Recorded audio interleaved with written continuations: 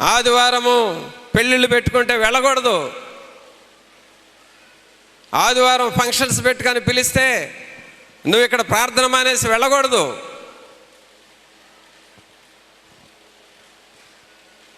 ఆదివారమును దేవుని సన్నిధిలో ఆనందించటం నేర్చుకోవాలి.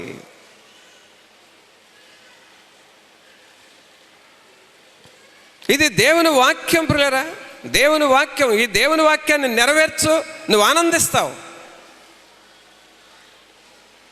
నీ ఇంటిలో లోకస్తులు, నీ బంధువులు ఏదో ఫంక్షన్ పెడతారు ఆదివారం. ఉదయం 11 గంటలకు పెట్టుకున్నావు, మీరు అందరు రండి అని అంటారు. మెల్లిగా నువ్వు దేవుని సన్నిధి దగ్గర కొట్టి ఫంక్షన్కి వెళ్తావు.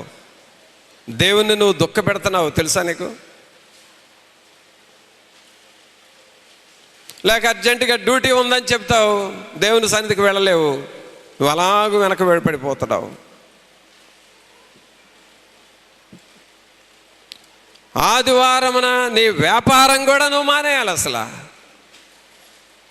కానీ ఆ రోజే జనాలు వస్తారు, ఆ రోజే బాగా సాగిద్దని షాపులు తీస్తూ ఉంటారు. అందువలన దేవుల్లో ఆనందించడం నీకు చేత కావట్లేదు.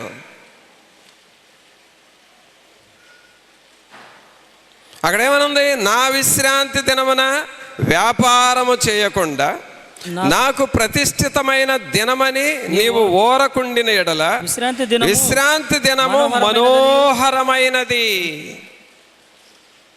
విశ్రాంతి దినము మనోహరమైనదియు యెహోవాకు ప్రతిష్ఠిత దినమనియు ఘనమైనదనియు అనుకొని దాని ఘనముగా ఆచరించిన ఎడల నీకిష్టమైన పనులు చేయకయు వ్యాపారము చేయకయు లోక వార్తలు చెప్పుకొనకయు ఉండిన ఎడల. చివరికి అసలు లోక వార్తలు కూడా చెప్పకూడదు.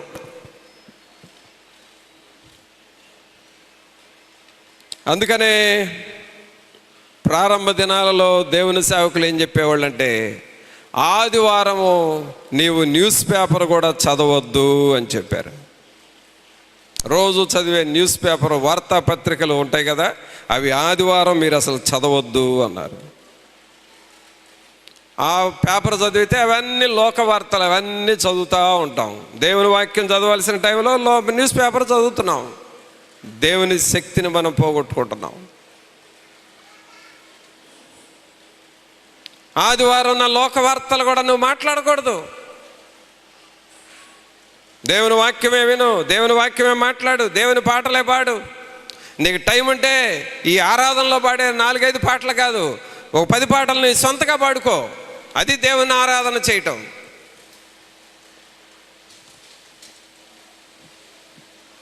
ప్రభునంతులారా, ఇలాగ నువ్వు చేస్తా ఉంటే లోక వార్తలు చెప్పుకొనకయు ఉండిన ఎడల నీవు యెహోవా యందు ఆనందించెదవు. ఎవరి యందు ఆనందిస్తున్నామండి? మనం దేవుని యందు ఆనందిస్తూ ఉంటాము. లోక వార్తలు మీరు చెప్పుకోవద్దు, వ్యాపారాలు చేయొద్దు, ఫంక్షన్లకి వెళ్ళొద్దు, డ్యూటీలకి వెళ్ళొద్దు, వ్యవసాయ పనులు చేయొద్దు, వ్యర్థమైనటువంటివి ఏది నువ్వు పాల్గొనవద్దు. నీవు ఇలాగ చేస్తే యెహోవా యందు నువ్వు ఆనందిస్తూ ఉంటావు. మరి అలాగ మనం సిద్ధపడుతున్నామా? అలాగ దేవుని యందు ఆనందించడానికి మనం సిద్ధపడుతున్నామా? అలా చేసిన వాళ్ళను దేవుడు ఏం చేస్తాడంట? 14వ వచనం చూడండి. దేశము యొక్క ఉన్నత స్థలముల మీద నేను నిన్ను ఎక్కించెదను, నీ తండ్రి అయిన యాకోబు స్వాస్థ్యమును నీ అనుభవములో ఉంచెదను. యెహోవా సెలవిచ్చిన వాక్కు ఇదే. దేశము యొక్క ఉన్నత స్థలముల మీద నేను నిన్ను ఎక్కించెదను. ఆమేన్. ప్రభునంతులారా, మరి ఎలాగూ దేవుడు నిన్ను ఉన్నత స్థలానికి తీసుకొని వెళతామని అంటున్నాడు. నీవెప్పుడు ఇవన్నీ చేయాలి అనంటే ఆదివారమును పరిశుద్ధమైనదిగా నువ్వు ఆచరించాలి. ఈ రోజున మారు మనసు పొందిన వాళ్ళల్లో కూడా ఈ నిబంధన పోతుందండి, ఈ కమిట్మెంట్ పోతుంది. అసలు మారు మనసు పొందిన నీవు ఒక నిబంధనతో ఉండాలి. ఒక కమిట్మెంట్ అనేది ప్రతి ఒక్కళ్ళకి కావాలి. ఆ నిబంధన పోగొట్టుకొని ఇష్టం వచ్చినట్లుగా ఏదో పని ఉంది అర్జెంటుగా రమ్మనేనంటే దేవుని సన్నిధి మానేసి వెళ్ళిపోవటమే. ఆరాధన అయిపోయిన తర్వాత మళ్ళీ నీ పనులు నువ్వు చేసుకోవటమే, నీ డ్యూటీలు నువ్వు చేసుకోవటం, నీ వ్యాపారాలు నువ్వు చేసుకోవటమే, నీ పొలంలో పనులకి నువ్వు వెళ్ళిపోవటమే. ఇలా ఆదివారం అనేది ఒక కమిట్మెంట్ ఉందా నీకు? ఇక్కడే మనం దేవుని యందు ఆనందించలేకపోతున్నాం. నీవు యెహోవా యందు ఆనందించెదవు, దేశం యొక్క ఉన్నత స్థలముల మీద నేను నిన్ను ఎక్కించెదను. నీ తండ్రి అయిన యాకోబు స్వాస్థ్యమును నీ అనుభవములో ఉంచెదను. యెహోవా సెలవిచ్చిన వాక్కు ఇదే. కావున ప్రభునందు పిల్లరా, దేని యందు మనం ఆనందిస్తున్నామో మనల్ని మనం జాగ్రత్తగా పరిశీలన చేసుకోవాలి. నువ్వు ఆనందించు, కానీ కొన్ని ఆనందాలు నీకు శోధనలుగా మారతాయి. ముఖ్యంగా లోక సంబంధమైన ఆనందాలు. లోక సంబంధమైన ఆనందం అది దుఃఖముగా మారుతుంది. కానీ దేవుని యందు నువ్వు ఆనందిస్తూ దేవుని సన్నిధిలో నువ్వు ఆనందిస్తే అది నీకు శాశ్వతమైన ఆశీర్వాదాన్ని తీసుకొని వస్తుంది. ఇంకా చూడండి, యెషయా గ్రంథంలోనే 65వ అధ్యాయం తీయండి. దేని యందు మనం ఆనందించాలి అనంటే యెషయా గ్రంథము 65వ అధ్యాయము 19వ వచనం చదువుదాం. 19.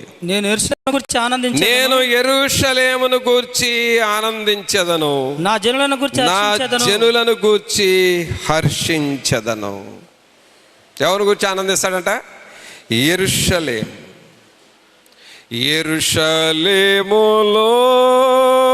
గొర్రెల ద్వారము దగ్గర బేతెస్తకు నేరు కలదు, అందు మంటపములైదు చుట్టూ కలవు. యెరూషలేములో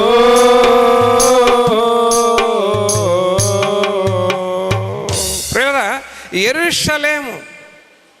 యెరూషలేము అనగా దేవుని పట్టణము. యెరూషలేము అనగా దేవుడు కోరుకున్న స్థలం. యెరూషలేము అనగా దేవుడు నివసించే స్థలం. అది దేవుని వాతావరణము కలిగిన పట్టణం. అది దేవుని మందిరము, దేవుని ప్రజలు నివసించే స్థలం, దేవుడు కోరుకున్న స్థానం అది. యెషయా గారు అంటున్నాడు, నేను యెరూషలేమును గూర్చి ఆనందించెదను, అనగా నా దేవుని సన్నిధిలో ఆనందిస్తాను, నా దేవుని మందిరములో నేను ఆనందిస్తాను. దేవుని దూతలు నివసించే స్థలం, దేవుని అభిషేకము నిలబడే స్థలం ఇది. అనేకులు రక్షణలోనికి నడిపించే స్థలం, అనేకులను నరకములో నుండి తప్పించి దేవుని మార్గములో జీవ మార్గములోనికి నడిపించే స్థలము యెరూషలేము. దేవుని మందిరము, దేవుని సువార్త. ఈ యెరూషలేములో నేను ఆనందిస్తూ ఉంటాను, దేవుని సన్నిధిలో నేను ఆనందిస్తాను. ఈ యెరూషలేము దేవుని స్థలం అనగా నీ హృదయంలోనే దేవుని సన్నిధిని ఉంచుతాడు. నీ హృదయమే ఒక యెరూషలేముగా చేస్తాడు. నీ లోపల పరిశుద్ధాత్ముడు ఉంటాడు. దేవుని వాక్యం ఉంటుంది, దేవుని ఆనందం ఉంటాయి, దేవుని పాటలు ఉంటాయి, దేవుని సన్నిధి ఉంటుంది, దేవుని సహవాసం ఉంటుంది నీ హృదయంలో. వాటిల్లో నువ్వు ఆనందిస్తూ ఉంటావు. అపోస్తలుడైన పౌలు గారు, అపోస్తలుడైన పేతురు గారు, అలాగే తిమోతి, శీల, వీళ్ళందరూ దేవునిలో ఆనందించిన వారు. సహోదరుడా, సహోదరి, దేని యందు మనం ఆనందిస్తున్నాం? దేవుని యందు అలాగా ఆనందిస్తున్నావా? ఆయన వాక్యములో ఆనందిస్తున్నావా? ఆయన సన్నిధిలోనూ ఆనందిస్తున్నావా? ఆయన చిత్తము నెరవేర్చుటలో ఆనందిస్తున్నావా? ఇక్కడ యెషయా గారు అంటున్నాడు, నేను యెరూషలేమును గూర్చి ఆనందించెదను, నా జనులను గూర్చి హర్షించెదను. దేవునిలో నువ్వు అలాగా ఆనందించాలి. దేవునిలో నువ్వు అలాగా ఆనందించాలి. దేవుని సన్నిధిలో ఉన్న ఆనందాన్ని నువ్వు కనుగొనాలి. మరి అలాగ మన జీవితాలను మనం సిద్ధం చేసుకుంటున్నామా? యెరూషలేమును గూర్చి ఆనందించెదను. ప్రియరా, నిజముగా దేవుని సన్నిధిని గూర్చి, దేవుని పనులను గూర్చి, దేవుని సేవను గూర్చి, ఆత్మలను రక్షించడాన్ని గూర్చి నువ్వు ఆలోచిస్తూ ఉంటే దేవుని ఆనందం నీలోనికి వస్తుంది. అలాగే బైబిల్ ముందు పెట్టుకొని మోకాళ్ళ మీద చదువుతూ పాడుతూ ప్రార్థన చేస్తూ ఉంటే నీకు తెలియని ఆనందం నీలోనికి వస్తుంది. ఆ గుండెల్లో ఉన్న బాధ అదంతా బయటకు వెళ్ళిపోతుంది.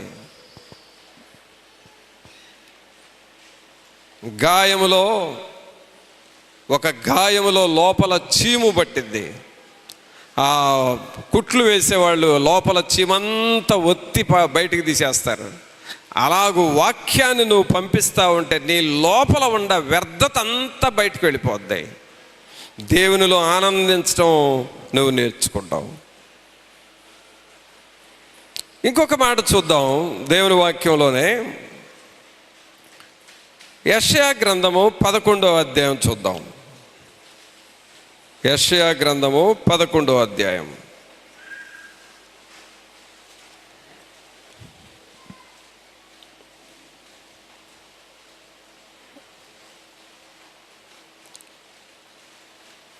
రెండు మూడు వచనాలు చూద్దాం.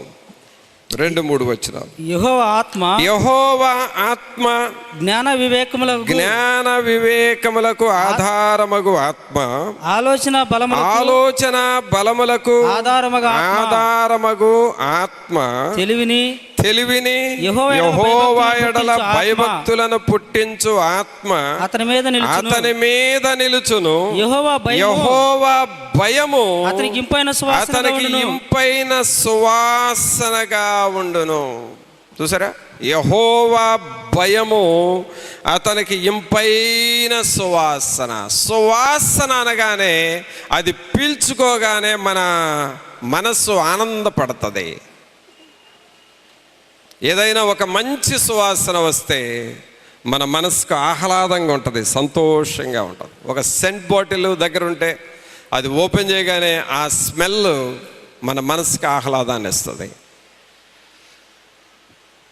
ఏదైనా ఒక సువాసన, ఆ సువాసన కూడా ఎవరిని గూర్చిన సువాసన అంటే యెహోవా భయమును గూర్చిన సువాసన. అంటే దేవుని భయము. యోసేపులో ఆ దేవుని భయం ఉన్నది కాబట్టి ఆయన జీవితము అనేకులకు సువాసనగా మారిపోయింది. దేవుని భయము. సోదరుడా, సహోదరి, తల్లి, తండ్రి, యవనస్తుడా, దేవుని భయమును నువ్వు నేర్చుకోవాలి. దేవుని భయము మన యవనస్తులకు నేర్పాలి. దేవుని భయము మన కుటుంబాలలో ఉండాలి. దేవుని భయం. యెషయాకు దేవుని భయం ఉన్నది, ఇర్మియాకు దేవుని భయం ఉన్నది, దావీదుకు దేవుని భయం ఉన్నది. మరి దేవుని భయమును కలిగి ఉంటున్నావా? ఆ భయమే మనకు ఆనందాన్ని ఇస్తుంది. అదే కదా చదివాం 3వ వచనంలో, యెహోవా భయము అతనికి ఇంపైన సువాసనగా ఉండును. కావున ప్రభువును పిల్లరా, మనం ఆనందిస్తున్నాము, కానీ దేనిలో ఆనందిస్తున్నాము? సరదాగా ఫ్రెండ్స్తో సమయాన్ని గడుపుతా కాదు. ఎవరో ఏదో ఫంక్షన్లకు పిలిస్తే వెళ్ళి కబుర్లు చెప్పి రావటం కాదు.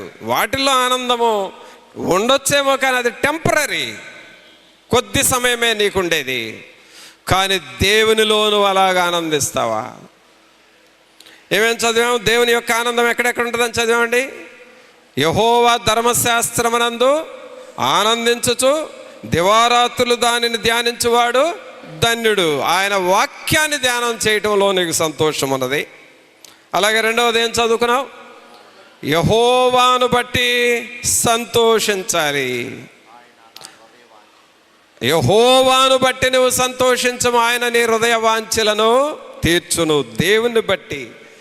మరి అబ్రహాం గారు దేవుని బట్టి సంతోషించాడు. ఆయన చేసిన ఘనమైన కార్యాలను బట్టి సంతోషించాడు. నీవు సంతోషించడానికి కూడా నీ జీవితంలో దేవుడు ఎన్నెన్నో కార్యాలు చేశాడు. వాటిని జ్ఞాపకం చేసుకొని మీరు చేసిన కార్యాలను బట్టి మీకు వందనాలు ప్రభు అని దేవుని స్తుతిస్తూ ఉంటే దేవుని ఆనందం నీలోనికి వస్తుంది. అలాగే ఇంకా దేవుని సంతోషం మనకి ఎలాగొస్తుందని వింటున్నావు? ఆదివారమును పరిశుద్ధముగా ఆచరించాలి. విశ్రాంతి దినము, అది పరిశుద్ధ దినము. లోక వార్తలు చెప్పుకోకుండా అది పరిశుద్ధముగా నువ్వు ఆచరిస్తే నీ వ్యాపారం చేయకూడదు, నీ పనులు చేయకూడదు, నీ డ్యూటీలకు వెళ్ళకూడదు, దేవుని సన్నిధిలోనే నీ సమయాన్ని గడుపుతూ ఉంటే దేవుని ఆనందాన్ని మనం అనుభవిస్తాము. నువ్వు చేర్చుడు, అసలు దానిలో ఆనందం ఉందా లేదా అనేది నీకు తెలియాలి అంటే నువ్వు చేయకపోతే నీకు తెలియదు. నువ్వు చేర్చుడు, ఆనందం నీకు వస్తుందో లేదో. అలాగూ మనల్ని మనం పరిశీలన చేసుకోవాలి. ఇంకా దేవుని యందు ఆనందించాలంటే ఆయన చిత్తమును నెరవేర్చుట. దేన్ని నెరవేర్చాలి మనం? ఆయన చిత్తము, దేవుని పనిని మనం చెయ్యాలి. మనం అన్ని విషయాల్లో ఇది దేవుని చిత్తమా కాదా, దేవుని చిత్తమనే మనం చేయాలి. మన హృదయాన్ని ప్రియులరా ఆయన చిత్తం చేయటానికి లోపరుచుకోవాలి. అంతేగాని దేవుని చిత్తం చేసేదేంట్లే, నా ఇష్టం చేస్తానులే అని అనుకొని పోతా ఉంటే నువ్వు వెళ్ళు, కానీ వెళతా ఉంటావు, నీ పరిస్థితులన్నీ నీకు ఎదురవుతూ ఉంటాయి. అదే దేవుని చిత్తం చేసుకుంటా వెళ్ళావనుకో, దేవుని ఇష్టాన్ని నువ్వు నెరవేర్చుకుంటూ ఆయన వాక్యం ఏం చెబుతుందో ఆ వాక్యానుసారముగా నువ్వు వెళుతూ ఉంటే దేవుని యొక్క సన్నిధిని నువ్వు అనుభవిస్తావు. ఆయన ఆనందము, పూర్ణానందాన్ని నువ్వు అనుభవిస్తావు. అలాగే ఇక్కడ మనం యెషయా 11:3 చూసాము, దేవుని సన్నిధిలో యెహోవా భయము అతనికి ఇంపైన సువాసనగా నుండును. ఒక ఇంపైన సువాసన, దేవుని సువాసన, దేవుని భయమే నీకు ఒక సువాసననిస్తుంది. యోసేపులో దేవుని భయం ఉంది, ఆయన జీవితం ఒక సువాసనగా మారిపోయింది.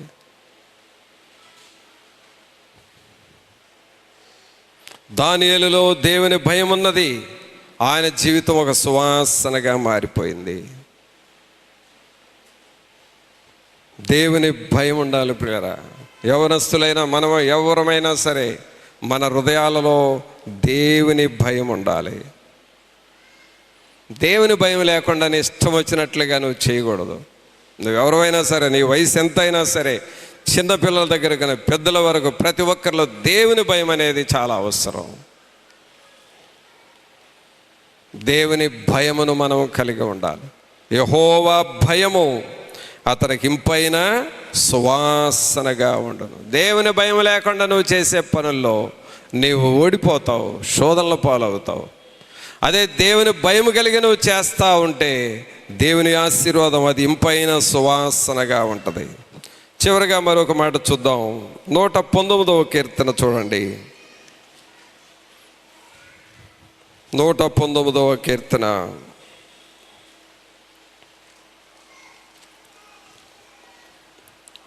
111వ వచనం.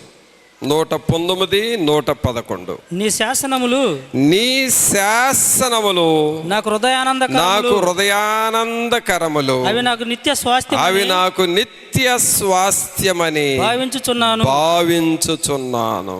అందరూ మీ కుడి చేయి పైకి లేపి మాట చెప్పండి. నీ శాసనములు నాకు హృదయానందకరములు, అవి నాకు నిత్య స్వాస్థ్యమని భావించుచున్నాను. దావీదు గారు ఏమంటున్నాడు? నీ శాసనమే నాకు హృదయానందకరము, నీ వాక్యమే నాకు హృదయానందకరము. ప్రభునందు పిల్లరా, దేవుని వాక్యాన్ని అలాగూ మనం లోపలికి చేర్చుకోవాలి. వాక్యం నీ లోపలుంటే హృదయానందం ఉంటుంది, దేవుని సంతోషం ఉంటుంది. వాక్యము నీ లోపల ఉంటే పాపం ఇక లోపలికి పోదు. పాపం పోవటానికి అసలు అవకాశమే లేదు. పాపం ఒక వ్యక్తిలోకి వెళుతుంది అని అంటే లోపల వాక్యం లేదని అర్థం. వాక్యం లోపల ఉంటే పాపం పోదు. అందుకనే దేవుని వాక్యం హృదయంలోకి వెళ్ళాలి. పాపము హృదయంలో ఉంటే ఎప్పుడు వేదన, నిస్సారం, నిరాశ, నిస్పృహలో అవి వస్తాయి. రిజల్ట్ అది.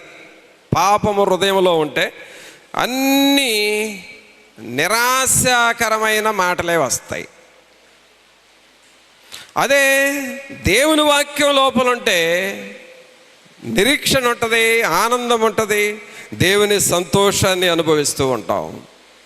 అందుకని ఇక్కడ దావీదు గారు అంటున్నాడు, నీ శాసనములు నాకు హృదయానందకరములు, అవి నాకు నిత్య స్వాస్థ్యమని భావించుచున్నాను.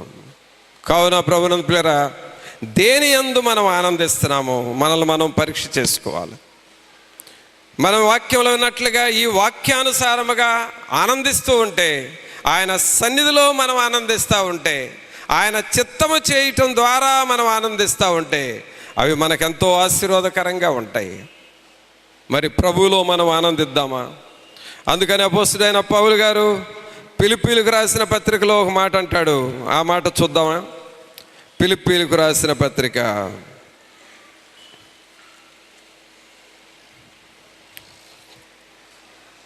4వ అధ్యాయము. ఫిలిప్పీలకు రాసిన పత్రిక 4వ అధ్యాయము 4వ వచనంలో ఏమంటున్నాడంటే, ఎల్లప్పుడూ ప్రభునందు ఆనందించుడి, మరలా చెప్పుదును ఆనందించుడి. దేని యందు ఆనందించాలండి మనం? అందరూ చెప్పండి మాట. మీ కుడి చేయి పైకి లెబ్బికరే చెప్పండి. ఎల్లప్పుడూ ప్రభునందు ఆనందించుడి, మరలా చెప్పుదును ఆనందించుడి. దేవుని యందు మనం ఆనందించాలి. ఆయన వాక్యం చదువుతూ, ఆయన సన్నిధిలో నీ సమయాన్ని గడుపుతూ, ఆయన చిత్తము చేస్తూ, దేవుని ఇష్టానుసారముగా నువ్వు జీవిస్తూ ఆయనలో ఆనందిస్తూ ఉండు. బైబిల్ గ్రంథంలో గమనించండి, మరియా అలాగూ దేవుని యందు ఆనందించింది. అందువల్లనే దేవుని సన్నిధిని ఆమె అనుభవించింది. యోహాను దేవునిలో ఆనందిస్తూ ఉండేవాడు. పౌలు గారు దేవునిలో ఆనందిస్తూ ఉండేవాడు. వీళ్ళందరూ దేవుని యందు ఆనందించిన వాళ్ళండి. దేవుని యందు ఆనందించటం ద్వారా నువ్వు వర్ధిల్లుతావు. అనగా ఆయనతో సమయాన్ని గడపటం, ఆయన సన్నిధిలో ఎక్కువ సమయం, ఆయనతో ఎక్కువ సహవాసం చేయటం, ఇది నీకు ఉండాలి. ఆయన భయము కలిగి ఉండాలి. ఆయన పనులను హృదయం అంతటితో శ్రద్ధతో చేస్తూ ఉండాలి. ఇది వాక్యం. ఈ వాక్యానుసారముగా మనం ఉండాలి అని ఈ ఫిలిప్పీ సంఘానికి పౌలు గారు రాస్తున్నాడు. అందుకనే ఎల్లప్పుడూ ప్రభువునందు ఆనందించుడి, మరలా చెప్పుదును ఆనందించుడి. మరి అలాగ ఆనందిద్దామా? అలాగ నువ్వు సంతోషిస్తావా? ఈ దేవుని యందు ఆనందించడం నువ్వు స్టార్ట్ చేస్తే ఆల్రెడీ నీ మనస్సు మీద, నీ హృదయంలో ఉన్న భారాలు ఉన్నాయి చూడండి, ఆటోమేటిక్గా వెళ్ళిపోతూ ఉంటాయి.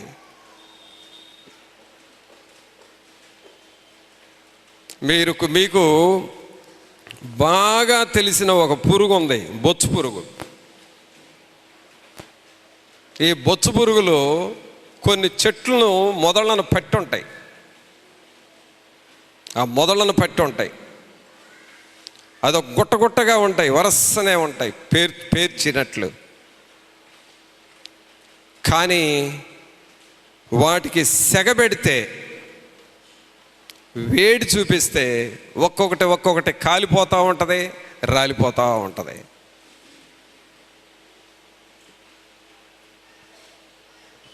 అలాగే ప్రియులరా, నీవు దేవునిలో ఆనందిస్తూ ఉంటే నీ మనస్సుకు పట్టిన కొన్ని చీకు, చికాకు, నిరాశ, పిరిగితనము, మరణ భయము, అలాగే కృంగుదల, ఇలాంటి పురుగులు ఎన్నో మన మనసులను బట్టి ఉంటాయి.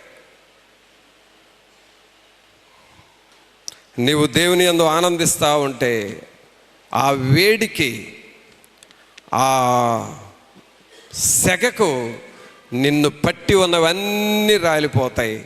మనం స్వేచ్ఛగా మారిపోతాం. ఆమేన్. చప్పట్లు కొట్టండి ఒకసారి అందరూ. అందుకనే ప్రభు అంటున్నాడు, ఎల్లప్పుడూ ప్రభునందు ఆనందించుడి, మరలా చెప్పుదును ఆనందించుడి. మరి అలాగూ దేవునిలో ఆనందిద్దామా?